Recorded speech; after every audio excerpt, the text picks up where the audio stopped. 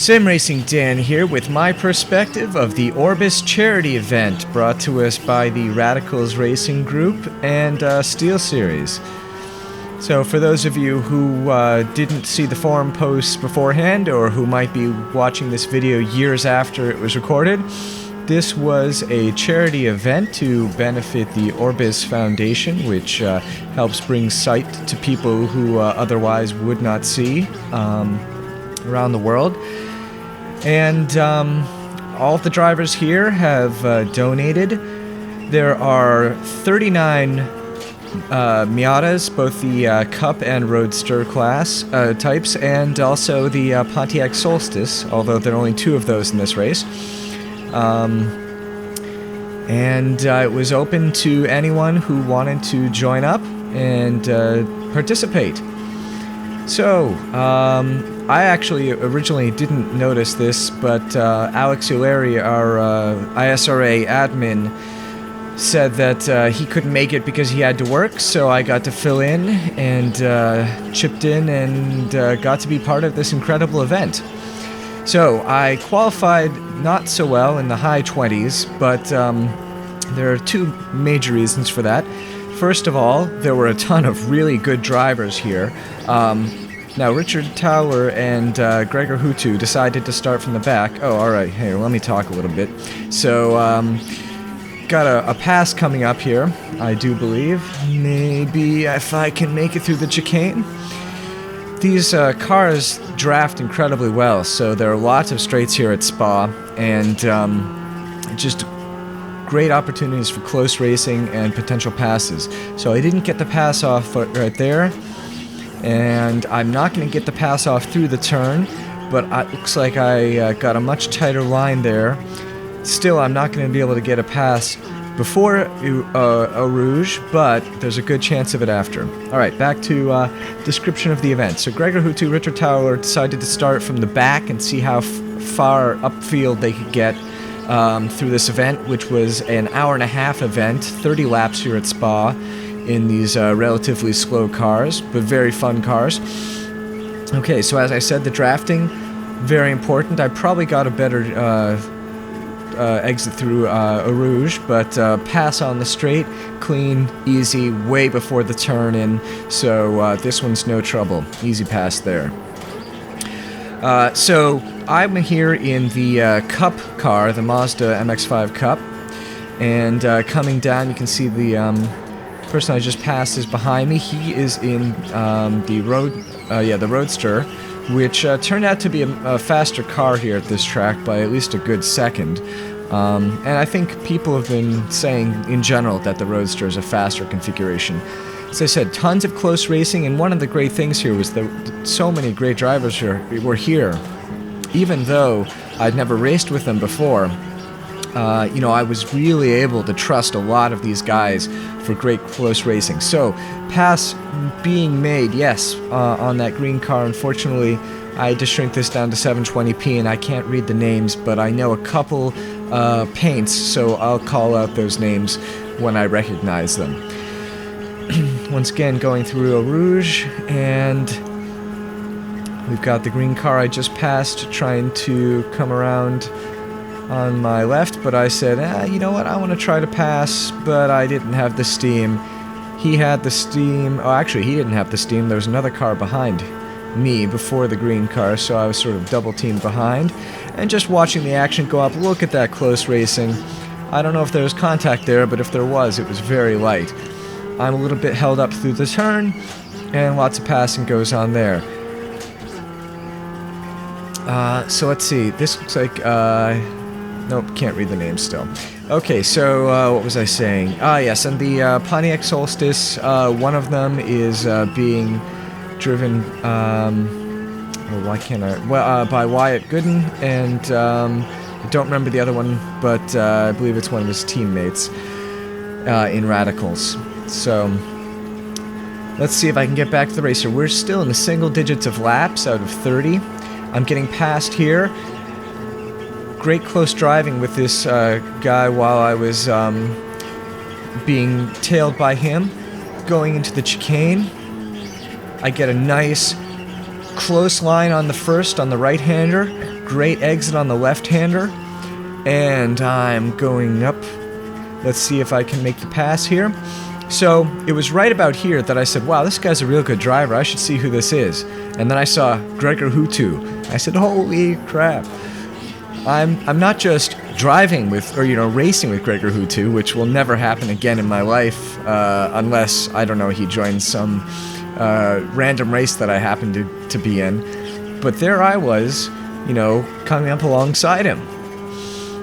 So that was one of the highlights of the race here, was that opportunity. He's also in the Cup car, incidentally, and pulling off some great times. And once again, here I am gaining on Gregor Hutu. Okay, sure, I've got the draft to thank for that, partially at least, but still, pretty incredible. I know I'm not as fast as he is. He finished 9th, and I'll let you know how it finished later, but not 9th, let's just say that. And here we go, side by side, through the turns. I trusted him to be able to do that, and it's perfect, it's clean, it's great racing. And I'm still not giving up. I mean, I knew he was going to get away from me eventually, but I figured I'd ride this one as long as I could. There, my exit there was a little on the narrow side. I could have used a little bit more track, which means I could have had a little bit more speed there on the exit. But hey, when you've got Gregor to draft off of, I guess you can take some allowances there and make a couple mistakes and make it up just through draft. So I think this was about lap 6. There he is. He finally got away from me. And that green car that I passed earlier had a spin there, and I believe this is Richard Towler right here, if I'm right. He got caught up in that. He was on the outer part of Pujon there, and had to slow to dodge that spin, so that's what slowed him down there. So we cut, it's the next lap, and here he is, making the pass on me. I figured I'd take that from the exact same point, 2 laps. So he tailed me for a lap, but got by me without too much trouble. Here I'm then later in this lap. I tried to cut out as much as I could because this is a fairly long video. Didn't want to bore anyone. So same lap. Once again, entering the chicane.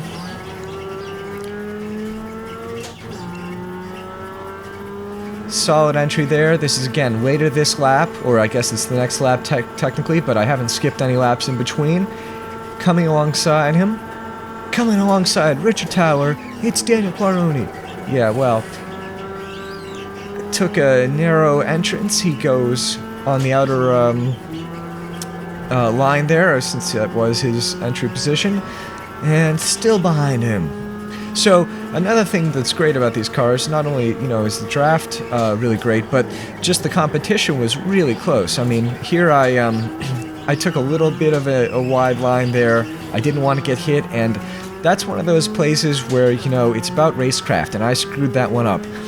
I didn't have a chance for a pass there. It wasn't going to happen. It wasn't going to happen through late braking, that's for sure. And I got passed by this other car, whose name, unfortunately, again, I can't read. But, if I'd just taken it easy, followed him in through there, I'd still be behind him. So, alright, so here's a place where there was some contact up here. Cars coming back on track. I'm tailing this red and green. Can't see that this black car had a major piece of transmission damage and could barely move. I had about a second to realize that he was totally off pace. Dodged as best as I could, but I still managed to send him off into the closed pit wall. Fortunately, I guess for me, he was already damaged beyond running. I mean, his top speed was probably like 70-80 miles an hour, but I still felt bad. Tried to dodge as best as I could, just didn't happen. Okay, so back to the race, here we go. Passed again, thanks to that draft. But no fear here. Did not have enough speed to get past a guy ahead of me, so he had to take a much slower entrance to that turn that he would have liked. Put him off pace a bit, and of course being behind him put me therefore off pace. And we've got another, that other cup car with the black car with the orange stripes coming behind me, and now he is passing me. No problem passing me right there. Taking advantage of that great draft. I was hoping he was going to go wider there on the turn exit so I could also take a wider path, but I had to check myself there a little bit. Okay, so again, we are skipping to later that lap. He goes for a very wide La Source turn. I take a much narrower one so I can get on the gas immediately.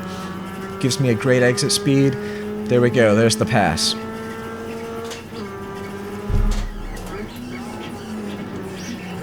And he was sneaking in on the right side behind me. So you didn't hear the car right, but I did as I entered that turn, and so I gave him that room. It was a great pass. You know, throughout this race, I got passed a couple times there, and I should have really been taking the inner line when I was tailed that closely.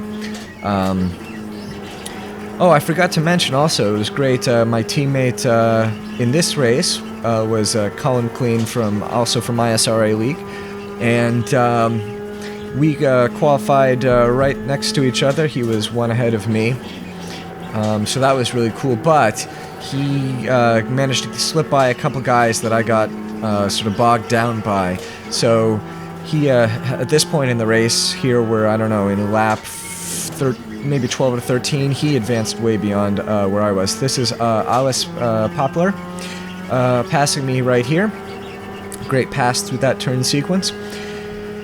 But I think that effort of passing took a little bit off of his exit speed.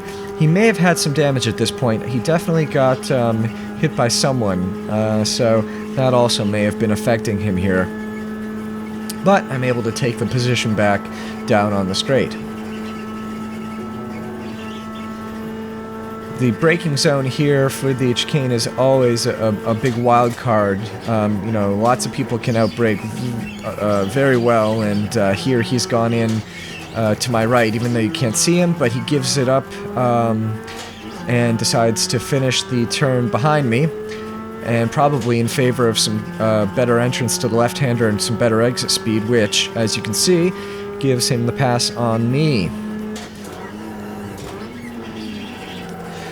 My turn there is a little bit fast, and I didn't get quite the entry that I had wanted. A little bit wide. But I was probably going to end up behind him anyway, so this is just fine. Here's a tricky part, though. Looks like I've got enough speed to enter Eau Rouge next to him, which is exactly what we're going to do. Again, you know, if you're talking racecraft, whoa, I'm so close to a 1x, but I keep it on track. That's a dangerous 1x to take, because you can get a black flag very easily for cutting course. So, what did we give up there, though? Well, I took a lousy line through there and gave up a lot of exit speed. He made the pass. Alright, so this is several laps later, and Alice is 3 cars ahead of me at this point. Here's Shannon Whitmore, who had an off right there. I've got enough speed to get past him here. Shannon Whitmore, of course, of iRacing staff.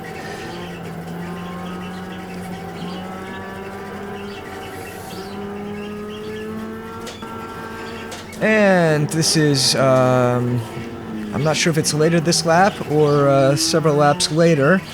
I decided to pit. That was a great job dodging me by the car behind me. I was sandwiched in between 2 cars there and wanted really quite badly to get into that pit entrance.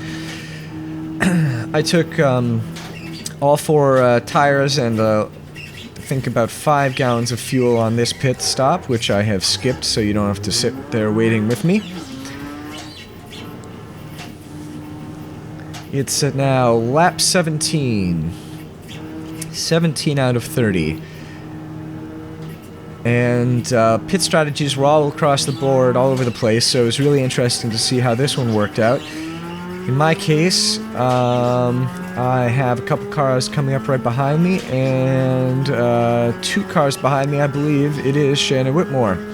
So, yep, and here's that white car that was also right ahead of me. So, once again, it's white car, Me, it's Christopher, can't read his last name, so, and I couldn't pronounce it. I heard it pronounced. I can't repeat that one. Sorry, Christopher. So it's Christopher, me, Shannon. Shannon coming up on my left, trying for the pass. Christopher decides to go left, which, it's not really a blocking maneuver on Shannon, but there's only so much room on the track.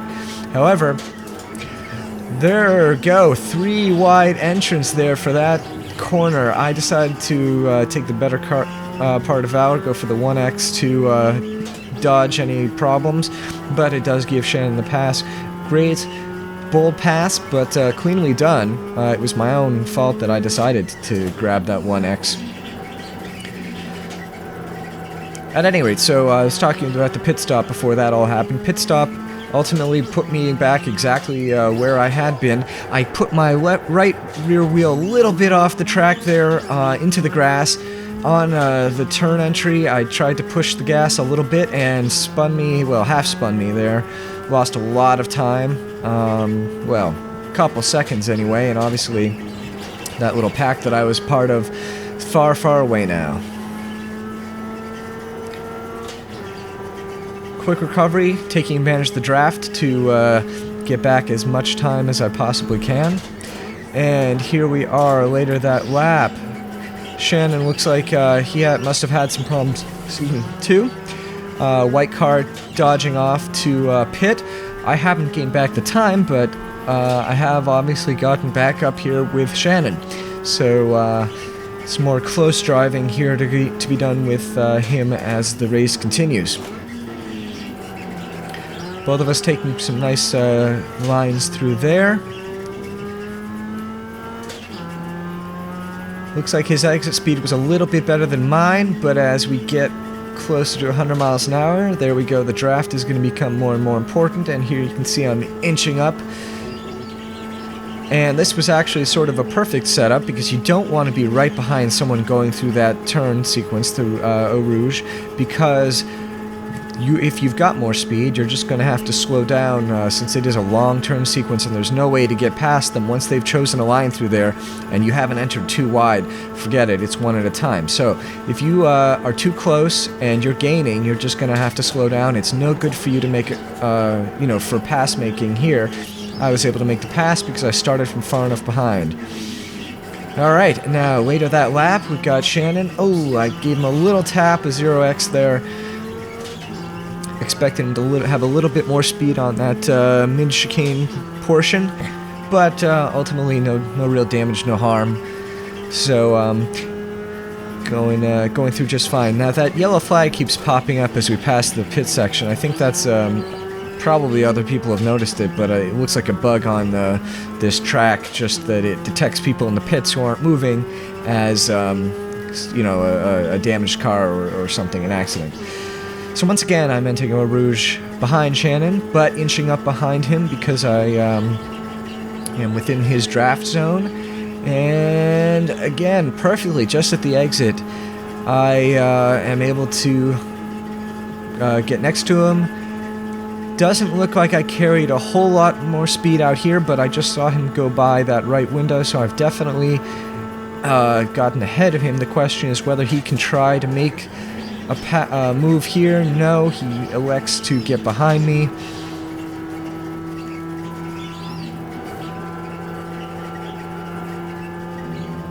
And there's pass, but he had some good speed exiting there, so it looks like he's going to try for the inside line through here.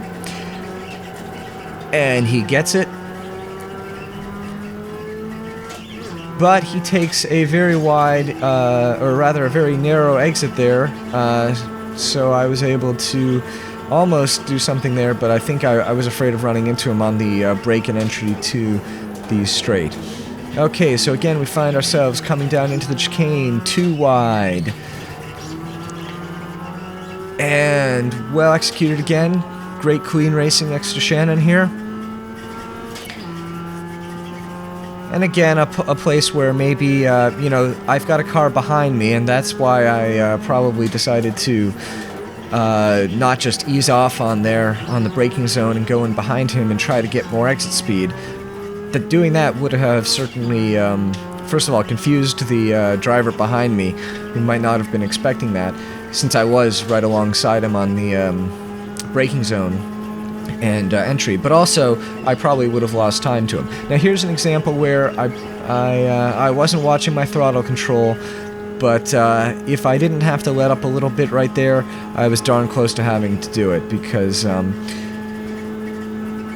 very, very close coming through there. Alright, so here we are, once again, Shannon and I heading down the straight towards the braking zone, side by side. I definitely don't have the pass. What happened there, you know what, I need to go watch the replay. What I think happened was that Shannon went a little bit left, and my car rotated to the right a little bit, sort of reciprocally. But it's possible that under braking, I scooted right there. I'm gonna have to watch the replay and see what happened. Either way, that put Shannon behind me. It looked like fairly significantly, so I don't know if he spun or what. I didn't get a chance to see in my mirror because I immediately turned in and lost sight of him.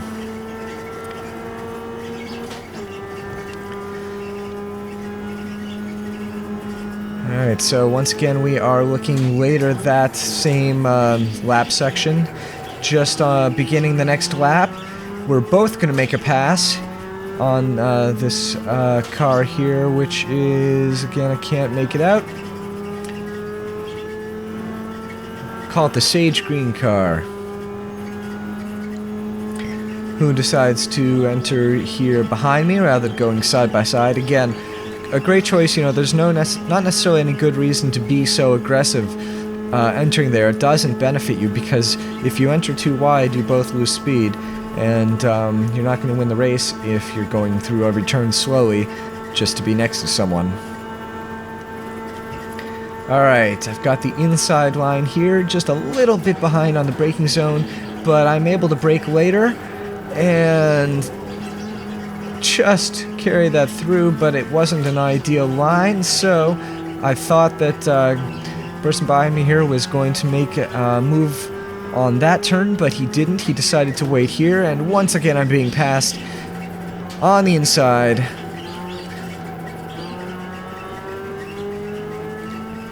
Which is a pretty clear sign that I really should be taking the inside line on that whenever I can. In that situation anyway. Alright, so here we have the checkered flag. So 39 drivers, I managed to finish 20. So I gained several positions and had a ton of fun for this great event and great charity. So I hope they do it again, and I hope you've enjoyed this video.